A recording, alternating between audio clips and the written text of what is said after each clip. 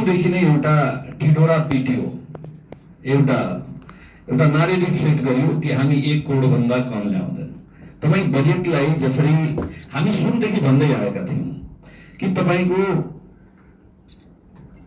यो मन्त्रालय अन्तर्गतका विभिन्न कार्यालयहरू छन्, त्यसको चाहिँ त्यो सुरुदेखि जुन केही कार्यक्रमहरू चल्दै आएका छन्, त्यो कार्यक्रममा कहाँ कमी कमजोरीहरू छन्, कहाँ त्यहाँ योजनाहरू सम्पन्न छ, अधुरो छ, के छ, त्यसको अवस्था के छ, त्यो अवस्थालाई लिएर त्यसमा त्यतिकै बजेट राखेर त्यसलाई चाहिँ सम्पन्न गरिदिनु।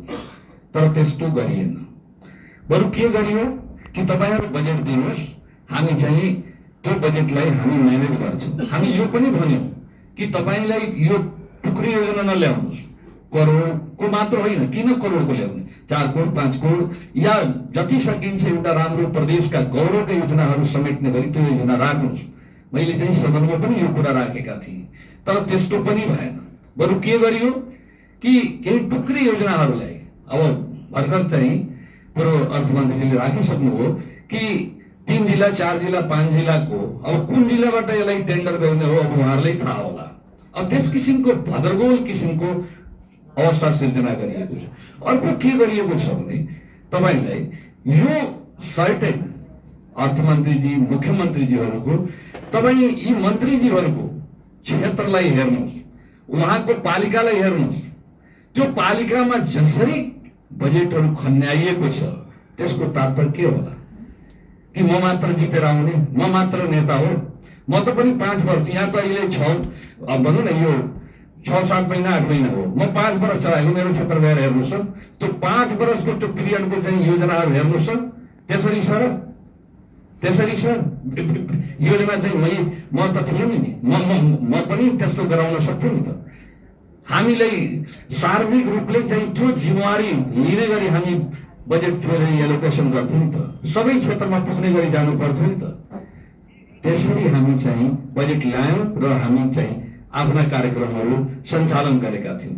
त्यो पुराना जुन अनगोइङ प्रोजेक्टहरू छन् त्यसमा केही बजेट राखिएको छैन। यो पोषण खाना यो के भन्छन्, सर्टेन चाहिँ यो के भन्छन्, यो केही उहाँहरूसँग कुरा गर्ने अनि चाहिँ पालिकाहरूलाई सेट गर्ने र त्यहाँ चाहिँ त्यो पोषणवाला जुन बजेट चाहिँ पठाउने।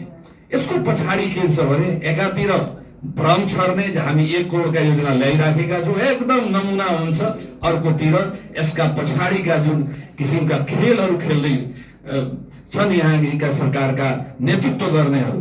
त्यसैले मलाई के लाग्छ भने यसमा यो गहन अपराध गर्ने चाहिँ मनसायले ल्याइएको हो, आर्थिक अपराध गर्ने उद्देश्यका साथ ल्याइएको बजेट हो। यसलाई कदापि हामी स्वीकार गर्न सक्दैनौँ। यसलाई यहाँ हामी चाहिँ यहाँहरूको मार्फतले हामी यो प्रदेशका सर्वसाधारण प्रदेशका हाम्रा सम्पूर्ण दाजुभाइ दिदीबहिनी सबैलाई हामी जानकारी गराउन चाहन्छौँ। यो सरकारको नेतृत्व गर्ने व्यक्तिको यो किसिमको गतिविधिले प्रदेशको आज चाहिँ यो के भन्छन्, यो हाम्रो चाहिँ अहिले जुन किसिमको हामीलाई हेर्ने दृष्टिकोण अरू प्रदेशका अरू केही बुद्धिजीवीहरूको चाहिँ यसमा चाहिँ हामीलाई अलिकता तल पारेको छ।